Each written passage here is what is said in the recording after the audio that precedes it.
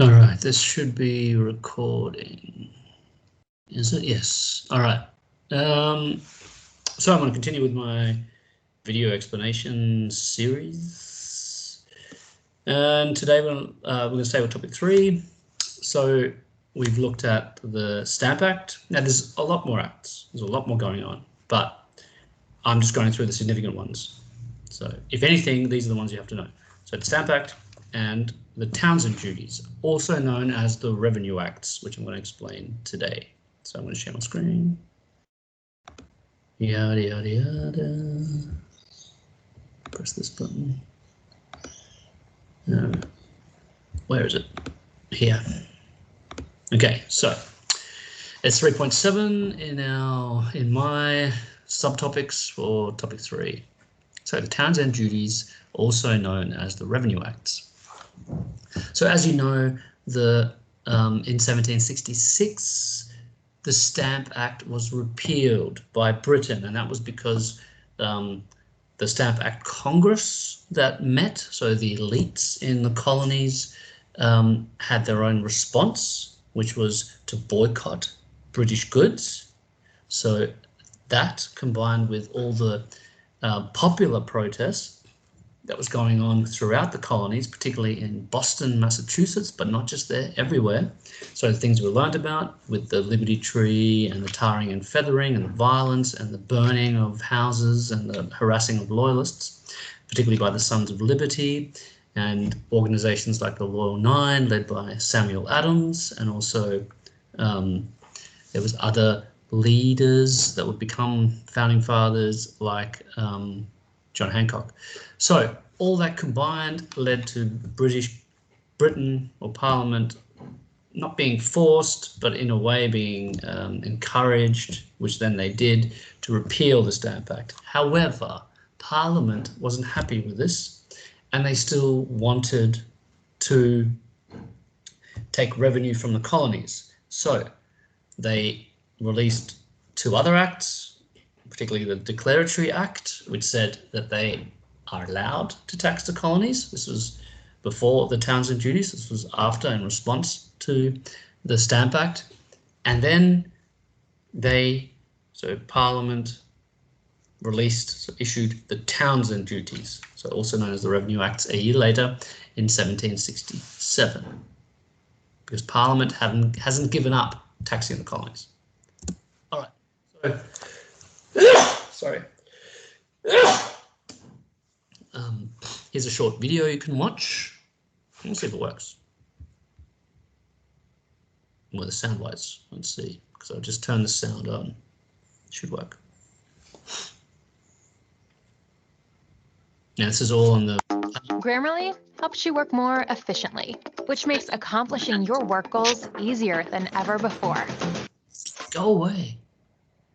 American colonists were generally peaceful and productive, but also a fiercely independent bunch. The British, however, not so keen on fostering that independence. Fed up by acts of dissent against their rule, the royal crown imposed severe taxes to show the colonies who was boss. These taxes were known as the Townshend Acts. And to better understand their creation and effect on the colonies, here are 5 things that you need to know. Before the Townshend Act, the British passed a hated piece of legislation called the Stamp Act, which taxed anything made of paper in the 13 colonies. We're talking contracts, wills, deeds, newspapers, magazines, pamphlets, even playing cards. Boston protesters hanged their city's tax collector in effigy and ransacked his home. Many colonial merchants embargoed British goods until the tax was lifted. Less than a year after its introduction, Parliament repealed the Stamp Act.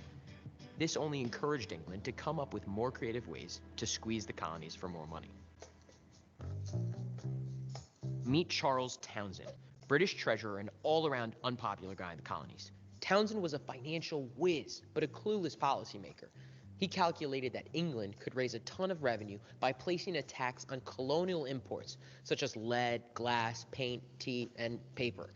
His rationale was that the colonists would be more willing to pay taxes on imported goods rather than on items produced locally. He couldn't have been more wrong. The Townshend Acts drew colonial fury. The most effective fight against them came from a farmer in Pennsylvania. All right, well, technically, John Dickinson was a lawyer, but he published a series of essays under the pen name of A Farmer in Pennsylvania. Anyway, Dickinson argued that the Townshend Acts would set a dangerous precedent of taxation without fair representation in government. His letters unified colonial opposition against the British rule and influenced how Americans believed a government should behave. The ultimate showdown took place in Boston, where the Crown collected all taxes under the Townshend Acts. No one hated these acts more than the Bostonians, who relied on imports for their economy, and so they rioted. 4 British Army regiments moved to occupy Boston Harbor to maintain order in 1768. All right, spoiler alert, the British occupation of Boston was a disaster. On the night of March 5th, 1770, tensions boiled over when 8 British soldiers fired into a crowd of colonial protesters, killing 5. One victim was Crispus Attucks, an African-American man widely considered to be the first American casualty of the Revolutionary War. The soldiers were arrested, but later acquitted after a convincing defense by their attorney, future President John Adams. News of the Boston Massacre spread like wildfire, priming the colonists for their eventual uprising against the British. Works, I think, hopefully. Okay. Young people. So, the Townshend Duties. Now, they're also known as the Townshend Acts or the Revenue Acts, but for us, they're the Townshend Duties. Now, Charles Townshend, he was the Chancellor of the Exchequer, which is basically like our treasurer, and he dominated proceedings in Parliament in this time period. Now, concerned with royal officials in America that were too dependent on the colonial will, he imposed the duties, the Townshend Duties. Now, these duties were aimed to, first of all, raise revenue. Now, this is a word you should know by now, because basically it means raising taxes to pay for a debt. And you know about that debt because of the French and Indian War. Also to assert the power of Parliament, that Parliament rules over the colonies and not the colonies ruling over themselves. So these are the 2 reasons for the Townshend Duties. And third, to punish New York for failing to comply with the Quartering Act of 1765. Now, the Quartering Act is in this PowerPoint, and it happens between the Stamp Act and the Townshend Duties, and it's in there and you can look at it yourself. All right. Now, the taxes and duties. So external taxes and duties as opposed to internal Stamp Act, sorry. Since the duties were external, so Townshend reasoned that the colonists would not resist them. Basically, the duties were this. There were a revenue act on glass, china, which is porcelain, wine, tea, paper, and paint. So there was duties on them, and when these things came in to the colonies, the tax had to be paid on them. It was also an indemnity act. This is a sum of money paid as compensation for, obviously, the war. Commissioners of Customs Act. This is to pay for the customs officials, so the British ones that were overlooking that this was happening properly. It's basically like a stamp duty. Vice Admiralty Act, which is a court that would try anyone who went against these acts, and the New York Restraining Act, which is punishing New York specifically for not complying with the Quartering Act. So New York refused to quarter British troops because, according to John Locke, a standing army is a prelude to tyranny. So Britain enforced all of this. Now, all of these acts here in these dot points are known as the Townshend Acts or the Townshend Duties. Now, to tighten trade enforcement, Townshend established the Board of Customs Commissioners. Now, these are stationed in Boston and they're only directly responsible to Britain. So he did that specifically so they couldn't be bribed. Now, that's what Britain did. All right, that's how we have to think about it. What did Britain do? And then how do the colonies or the colonists respond? So once again, the colonists responded similar to how they responded to the Stamp Act.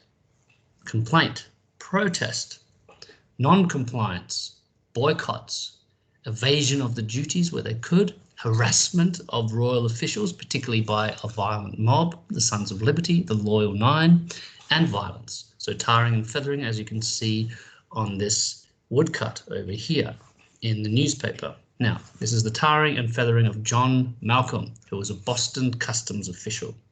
All right, so basically the mob, just like during the Stamp Act, would target, first of all, customs officials, because they're the ones enforcing the British Acts, but then also loyalists and also the governor, if they could. So resistance in the colonies was basically boycotts and non-importation of British goods, but then on the street, it was violence and protest and complaint and harassment. All right, but then intellectuals, which you will also see, published essays and pamphlets against it. So boycotts and non-importation. So tax on imports instead of items this time. Instead of paying for each piece of paper, like during the Stamp Act, merchants had to pay for the ship coming in this time.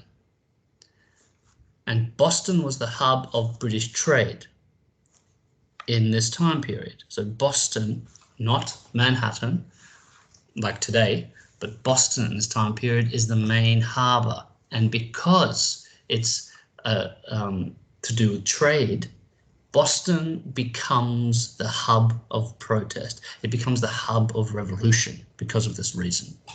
Many colonial assemblies endorsed non-importation. So basically, because the colonists had to pay for these goods coming in because of mercantilism, they decided to boycott as a measure of fighting against it. Now, another protest group that came up during the Townshend Duties, just like during the Stamp Act, the Sons of Liberty evolved, and they're still around now. They're actually way more powerful now during the Townshend Duties, but we've also got a female liberty movement springing up during the protests against the Townshend Duties. Now, these are called the Daughters of Liberty. Organised patriot women supporting the colonial resistance to British policy, similar to the Sons of Liberty. Now, they ran the domestic sphere and the domestic revolution. They organised boycotts and alternatives to British importation. So what does that mean? So the British goods that were coming in that was boycotted, they made instead. So these were organised women all through the colonies, particularly in Boston, called themselves the Daughters of Liberty, and they would make particular products that normally needed to be imported so that they could help out with the boycott to British goods. So the Daughters of Liberty would produce homemade alternatives of boycotted goods. So for instance, hats being shipped in, they would make them instead. Coats coming in, they would make them instead. Wigs, they would make them instead. So it urged merchants to cease importing goods and trying to sell local goods instead that the Daughters of Liberty were making. Also, these women were also violent, a lot of them. They ridiculed and they vandalized and they even beat up merchants who didn't comply. They harassed them as well. They agitated also to convince people to follow the boycott and buy the Patriot Daughters of Liberty goods instead, so they would harass you. Yeah, so they're actually not that dissimilar to the Sons of Liberty. They would also repair old clothing, so you didn't have to rely on on British ones coming in. And they would find substitutes for tea called Liberty tea. So obviously the British tea coming in, they would use local products instead, and they would be organising that, even though it was illegal. And they wrote petitions. So these were very organised women, and they were part of the mob as well. They were usually working class. There was a lot of them. They were organised, and they weren't just domestic. They were also violent. They were also agitating. All right, you can do this yourself. Now, there was also an intellectual response. And the two key documents, there was many, but the two key documents that we're going to look at are one by John Dickinson and one by one of our revolutionaries, Samuel Adams. Now, John Dickinson isn't one of the key individuals on the study design. However, this is historical evidence, and he makes one of the most convincing intellectual protest responses, so he's good to know. The two key documents were one, Letters from a Farmer by John Dickinson, and the other one was the Massachusetts Circular Letter by Samuel Adams. Let's have a look at Letters from a Farmer. So, Letters from a Farmer by John Dickinson. He was not actually a farmer. He was a lawyer and a politician later on. So he wrote them between 67 and 68, so during the protests and the crisis of the Townshend Duties. Now, this is in your textbook, so you can look at them. You can answer these questions. The other thing is the Circular Letter by Samuel Adams. Now, this is something you need to know. So, Samuel Adams, his circular letter declared that the duties were unconstitutional because the colonies were not represented in Parliament. So again, he's a Republican, he's a patriot, and he's linking this to Otis's no taxation without representation. Now, the reason you need to know this is because Samuel Adams is on the study design. He's one of our key revolutionaries, and this is something that he did. He's not just part of the Loyal Nine. He's not just the leader of the Sons of Liberty, but he also wrote the Circular Letter. Now, it's the only logical solution was to be taxed only by colonial assembly. So this is what he's arguing, saying Britain doesn't have the right to tax us. No taxation without representation. So in February 1763, the Massachusetts Assembly, so this is basically Massachusetts Parliament, so to speak, you know, the Parliament's in Britain, but you know what I mean, it's their own representatives, sent out a circular letter denouncing the duties for violating the principle of no taxation without representation. Now, this letter, written by Samuel Adams, was sent to appeal to all the other colonies who had a common cause. So, this is a letter that's declaring the grievances of, say, Boston here, and it's being sent out to all the other colonies to see if they approve of it. So it's added communication. So it's another way of bringing the colonies together against Britain. So it's significant. Now, 7 other colonies approved of the letter. So the House of Burgesses in Virginia issued its own circular letter. It was inspired by Samuel Adams, advocating joint measures, stating that the British measures have a tendency to enslave. So this is similar to the Stamp Act Congress and the Albany Congress. So the circular letter is trying to do something similar, trying to bring the colonies together, and that there's a colonial response, not just a response in Boston by the mob. So how did Britain then respond to all this unrest and challenge to their authority? So British respond.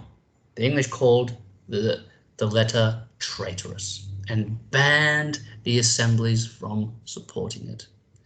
The royal governors were told to dissolve any assembly that disagreed. So Massachusetts voted 92 to 27 against the withdrawal of a letter, and then was shut down by the governor. So the government, the British Parliament tells the governor, because of the circular letter, to shut down the assemblies, and the Massachusetts Assembly, which represents the people, was shut down. That's significant. That's because of the circular letter. Now, what do you think would happen when a government is shut down? When all this unrest is happening? So what are the outcomes of this? No government. It leads to a rise in mob violence and lawlessness. And then, in response, Britain sends additional soldiers to restore order. And now you suddenly have British soldiers in Boston. 4,000 British soldiers. However, there's 15,000 Bostonians. what do you think is going to happen? What was the outcome of the circular letter? So the circular letter was passed by the Massachusetts Assembly. Consequently, the Assembly was dissolved and then riots broke out. Open riots, as you can see in these pictures. British soldiers were then sent to Boston as a result to restore order. Now, this would be a major cause of the Boston Massacre in 1770. Now, the Townshend Duties were then repealed on March the 5th, 1770, because of all the unrest. However, they left the duty on tea. Let's have a look at some historical interpretations.